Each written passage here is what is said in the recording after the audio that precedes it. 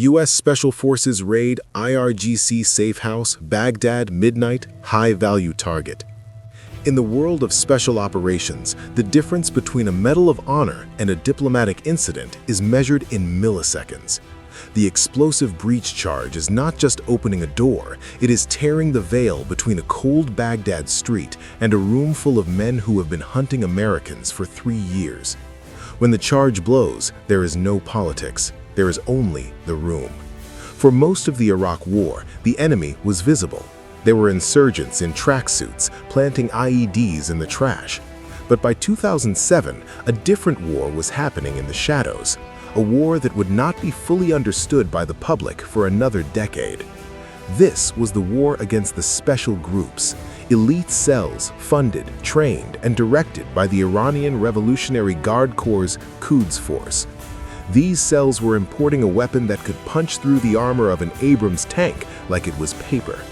To stop the bleeding, the United States Joint Special Operations Command, or JSOC, unleashed a relentless campaign of night raids. This is the story of one specific night, one specific door, and the high-value target waiting on the other side. Baghdad, Iraq, January 11, 2007, 02:43 a.m. The temperature is 42 degrees Fahrenheit, unusually cold for the Iraqi capital. The location is the Northern District, a neighborhood that intelligence analysts have flagged as a denial area for conventional U.S. forces. Hanging 300 feet above the rooftops, the rotor wash of an MH-6 Little Bird helicopter whips the drying laundry on the clotheslines below. On the external benches of the aircraft sit 4 operators from Task Force 17, the unclassified designation for a squadron from the Army's 1st Special Forces Operational Detachment, Delta. They are not alone. A second Little Bird flanks them, and below, a ground assault force of Stryker vehicles and Humvees is setting up a cordon, blocking the escape routes. The target is a 2-story concrete compound, indistinguishable from the hundreds of others in the grid, save for one detail. Human intelligence sources have confirmed that a senior liaison from the Iranian Quds Force is inside. He is the man responsible for the logistics of the EFP networks tearing apart Humvees in the south.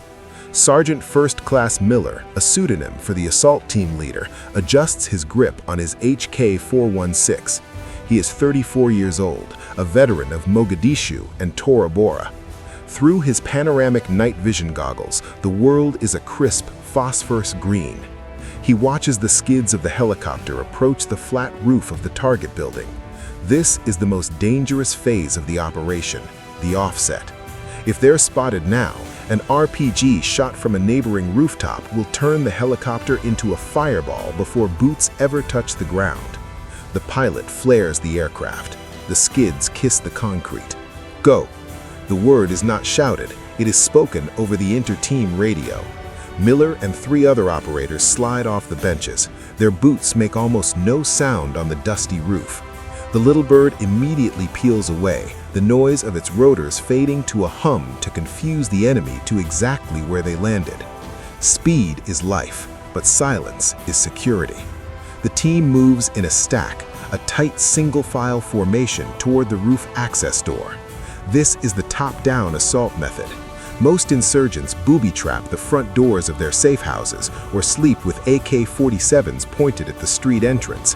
They rarely expect death to come from the ceiling. Miller reaches the metal door leading down into the house. It is locked. He signals to the breacher.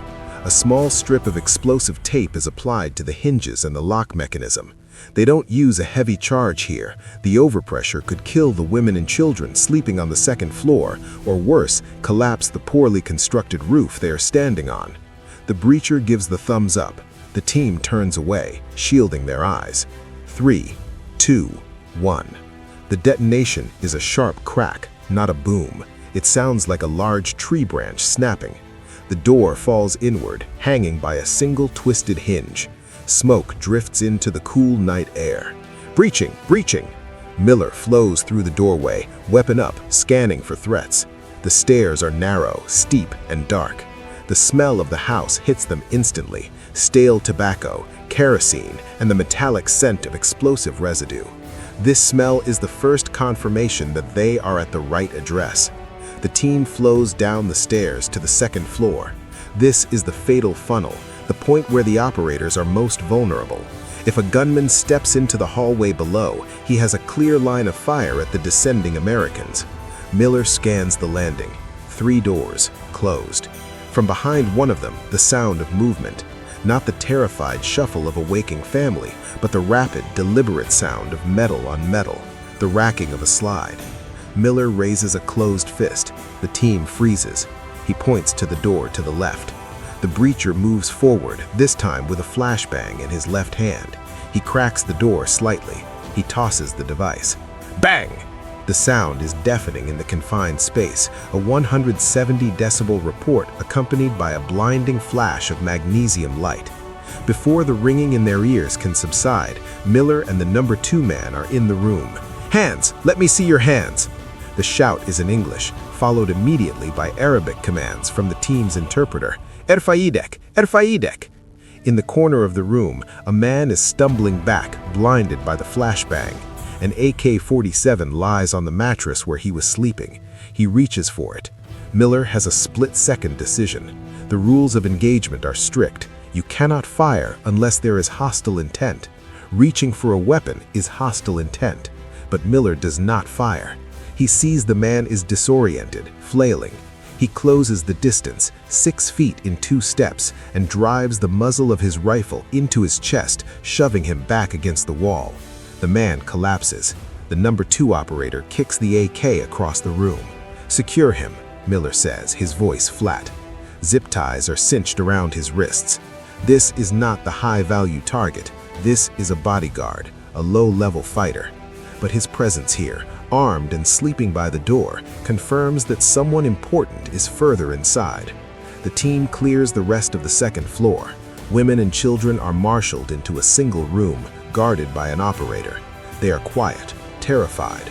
The interpreter speaks to them calmly, assuring them they are not the target. Miller moves to the ground floor. The layout is typical for Baghdad, a central living space surrounded by rooms. The main living area is to the right. The door is slightly ajar. Miller pushes it open with his boot. Inside, sitting on a rug, is a man in his late 40s. He is not wearing a tracksuit or military fatigues. He is wearing a button-down shirt and slacks.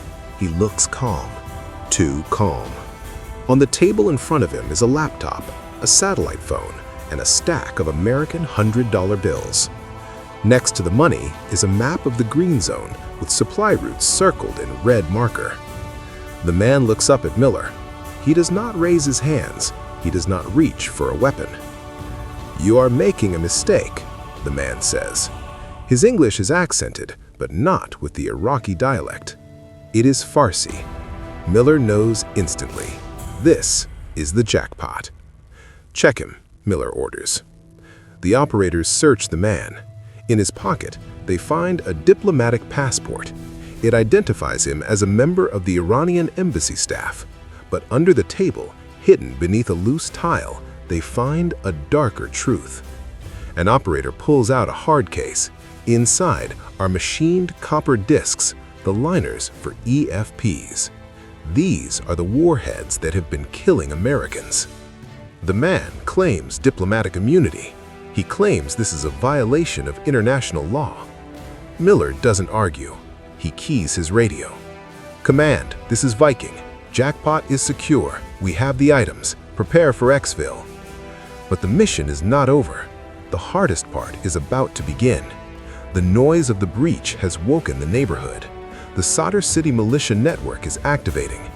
Outside, the ground cordon is reporting movement. "Viking, this is Deuce. We have squirters moving on the east side. Looks like military-age males moving to weapon caches." The golden hour is over. In Sadr City, the Mahdi army, the militia loyal to Muqtada al-Sadr, can mobilize hundreds of fighters in minutes. They use loudspeakers on the mosques to call out the faithful. A low drone begins to wail from a minaret 3 blocks away. "The occupiers are here. Defend your homes." Miller grabs the HVT by the collar of his shirt. Time to go. They move into the courtyard. The plan was to extract via the helicopters, but the risk of an RPG from the awakening neighborhood is now too high. The call is made to switch to the ground convoy. The team exits the front gate, shielding the prisoner. The street is narrow, lined with sewage trenches. The striker vehicles have pulled up, their heavy ramp doors dropping with a hydronic hiss. Just as Miller pushes the prisoner toward the ramp, a single shot rings out. Snap! A round hits the concrete wall inches from Miller's head. Contact front! Contact front! Machine gun fire erupts from a rooftop down the street. The heavy .50 caliber gun on the striker roars to life, thumping a steady rhythm that suppresses the enemy position. The tracers illuminate the alleyway in terrifying bursts of red light. We are deep in the kill zone now, and the extraction is only going to get harder. If you want to see more detailed breakdowns of real-world special operations history, make sure to subscribe and like this video. It helps us document these stories before they are lost. Now the convoy has to move. Miller throws the prisoner into the back of the striker and dives in after him. The ramp raises, sealing them in. The vehicle is a cage of armor, safe from small arms, but vulnerable to the very weapons this prisoner was distributing, EFPs. The convoy begins to move, tires churning through the mud. Inside, the noise is deafening. The .50 cal is still firing. Miller looks at the prisoner. The Iranian is sweating now. The calm demeanor is gone. He knows where he is going. He is not going to a police station. He is going to a black site for tactical questioning.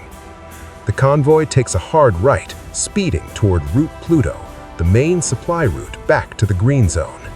IED! IED! Right side! The driver screams. An explosion rocks the lead vehicle. It's a conventional IED, not an EFP. The tire is shredded, but the run-flat system holds. The convoy does not stop. In the kill zone, stopping is dying.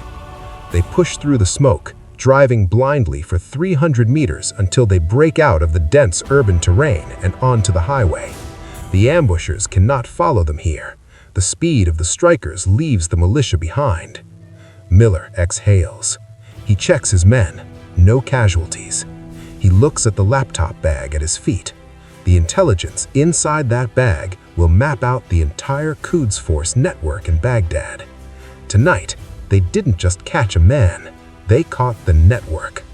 The raid on January 11, 2007, and the subsequent operations by Task Force 17 marked a turning point in the Shadow War. The intelligence gathered from that safe house led to the detention of 5 Iranian officials in Erbil and exposed the depth of Tehran's involvement in the Iraqi insurgency. It forced the enemy to change tactics. It disrupted the supply of EFPs, saving countless American and Iraqi lives in the months that followed. The man captured that night would eventually be released years later in diplomatic exchanges, but the network he built was dismantled, piece by piece, in the dark, by men like Miller. These raids were never about winning a traditional victory. They were about buying time. They were violent, precise, and necessary stopgaps in a war where the lines on the map meant nothing. To support the preservation of military history, please like, subscribe, and comment below with which operation you'd like us to cover next. Infinite thanks to everyone for subscribing, liking, and commenting on our video. May God bless us all, always.